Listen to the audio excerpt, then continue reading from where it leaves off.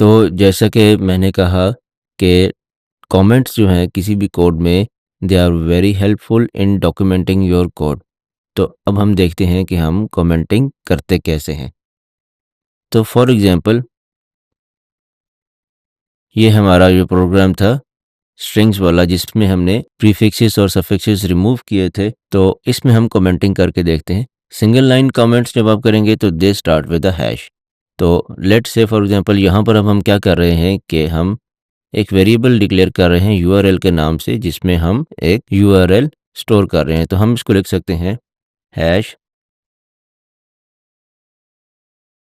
Okay, इसी तरह यहाँ पर हम लाइन 4 में क्या कर रहे हैं कि हम यूआरएल का प्रीफिक्स रिमूव कर रहे हैं। तो इसको हम लिख सकते हैं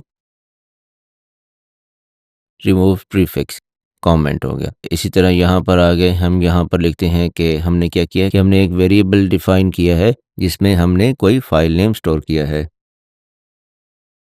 ओके, और यहाँ पर हम क्या कर रहे हैं, यहाँ पर हम कर रहे हैं कि हम फाइल नेम में से सफिक्स रिमूव कर रहे हैं। तो we can write and finally यहाँ पर हम प्रिंटिंग कर रहे हैं।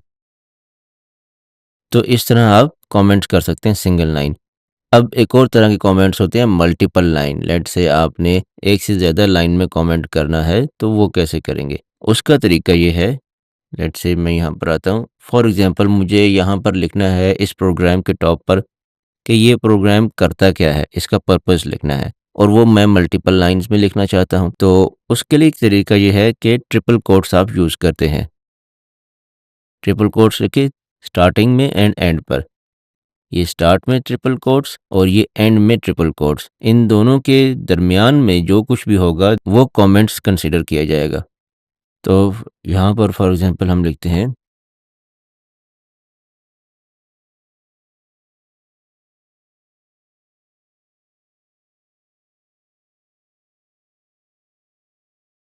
ओके, तो this is how you right multi line comments. Multiple lines में आप कमेंट्स इस तरह लिख सकते हैं और कोशिश करें कि आप कमेंटिंग को अपनी रूटीन की हैबिट बना लें प्रोग्राम लिखते हुए।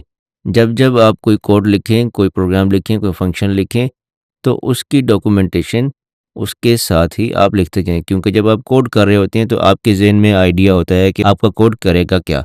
तो it's the best time to write your comments. आप उस टाइम अपने कमेंट्स ज़रूर लिखा करें। It will be very helpful to you and for others also who are reading your code.